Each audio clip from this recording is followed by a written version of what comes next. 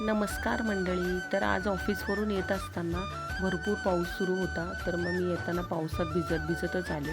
मग आल्यानंतर जरा फ्रेश वगैरे झाले, मस्त अंघोळ वगैरे केली आणि मी येईपर्यंत पाऊस थांबलेला होता. त्यानंतर थोडीशी कामं बाकी होती, ती थोडी कामं वगैरे केली आणि इथे माझा मोबाईल एकदम धडामकरण खाली पडला होता. नशीब फुटला वगैरे नाही.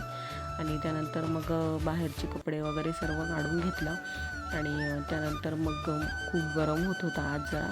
मग म्हटलं काहीतरी मस्त बनवू.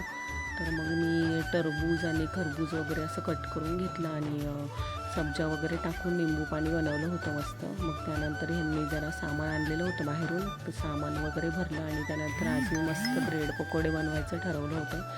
तर मस्त आणि टेस्टी असे ब्रेड पकोडे बनवले आणि म्हणजे मी नेहमी असं नाही बनवत, पण फर्स्ट टाईम असे ब्रेड पकोडे बनवायचं मी ट्राय केलं होतं. पण खूप सुंदर आणि टेस्टी असे झाले होते.